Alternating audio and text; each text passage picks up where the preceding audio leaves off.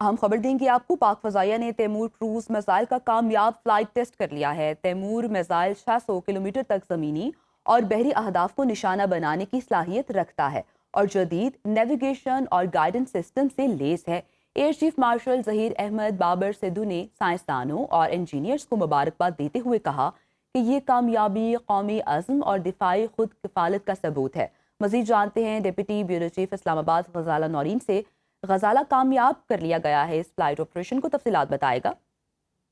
جی بالکل، پاک فضائیہ نے تیمور ویپن سسٹم کا کامیاب تجربہ کیا ہے۔ ISPR کی جانب سے بتایا گیا ہے کہ تیمور کروز میزائل کی جو رینج ہے وہ 600 کلومیٹر ہے۔ فضائیہ نے مقامی طور پر تیار کیے گئے تیمور ویپن سسٹم کا کامیاب فلائٹ ٹیسٹ مکمل کیا ہے۔ اہم سنگ میل قرار دیا جا رہا ہے قومی ایروسپیس اور دفاعی صلاحیتوں کی ترقی کے حوالے سے۔ اور میں یہ بتاتی چلوں کہ Taimoor air launch cruise missile 600 kilometre تک دشمن کے زمینی اور بحری اہداف کو انتہائی درستگی کے ساتھ نشانہ بنانے کی صلاحیت رکھتا ہے۔ روایتی وار ہیڈ نصب ہے اور جدید ترین نیویگیشن اور گائیڈنس سسٹم سے لیس تیمور کو انتہائی کم بلندی پر پرواز کے لیے ڈیزائن کیا گیا ہے۔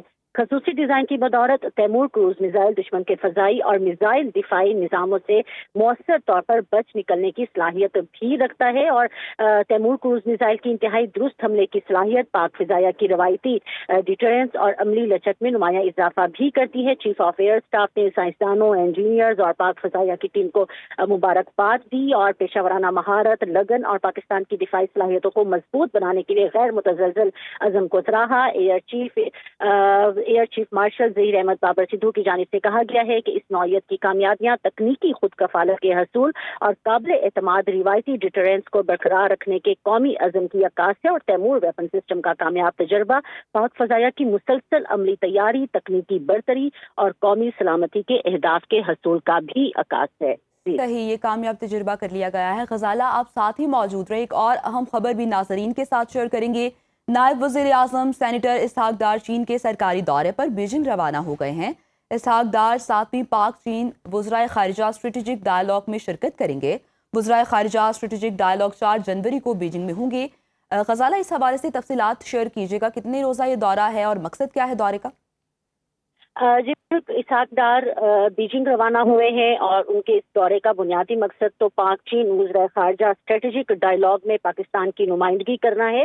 اور یہ ڈائیلاگ 4 جنوری کو ہو رہے ہیں اور ترجمان دفتر خارجہ کی جانب سے یہ بھی بتایا گیا ہے کہ اسحاق ڈار 2026 میں چین کا دورہ کرنے والی پہلی غیر ملکی اعلیٰ شخصیت ہیں۔ اسحاق ڈار چینی وزیر خارجہ کی دعوت پر یہ دورہ کر رہے ہیں اور اسٹریٹجک ڈائیلاگ میں پاکستان اور چین کے درمیان دو طرفہ تعاون کے تمام پہلوؤں کا جائزہ لیا جائے گا۔ ترجمان دفتر خارجہ نے کہا ہے کہ شراکت داری کے نئے شعبوں کی بھی نشاندہی کی جائے گی۔ ٹھیک ہے، بہت شکریہ غزالہ تفصیلات کے لیے۔